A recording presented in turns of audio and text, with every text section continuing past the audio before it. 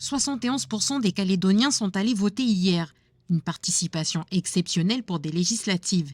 Ils étaient moins de 40% en 2022 à 17 heures, preuve de l'intérêt porté par les électeurs pour ce scrutin. Quand on regarde les moyennes en Nouvelle-Calédonie comparativement aux autres scrutins qui ont eu lieu précédemment, on peut noter des pourcentages de participation qui, dans certaines communes, avoisinent les taux de participation qu'il y avait eu lieu au cours du deuxième référendum.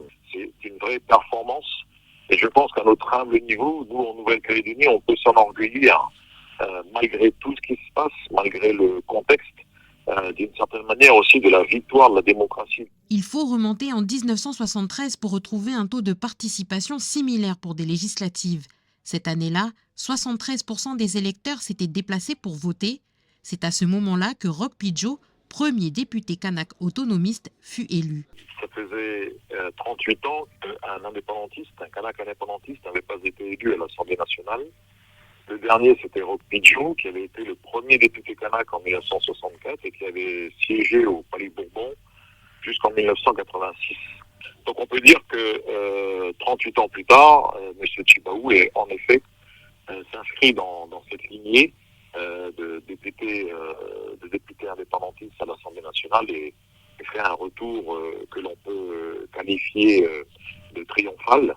Un scrutin exceptionnel par la participation, mais aussi par les résultats obtenus. Ce que l'on peut dire, c'est que les scores des deux candidats indépendantistes n'ont jamais cumulé autant de voix que depuis les élections législatives existent en Nouvelle-Calédonie. Que lorsque l'on additionne les voix de M. Tjibaou et de Mme Nesline, on arrive en effet au chiffre presque incroyable de 83 123 électrices et électeurs. C'est la première fois que l'écart est favorable aux représentants indépendantistes, avec quand même presque 10 300 voix de plus.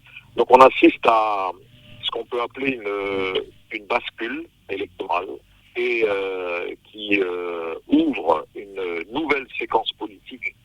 Emmanuel Tjibaou et Omeïra Nesline ont réussi à obtenir un résultat exceptionnel malgré un découpage des circonscriptions défavorable aux indépendantistes mis en place en 1986 par Charles Pasqua.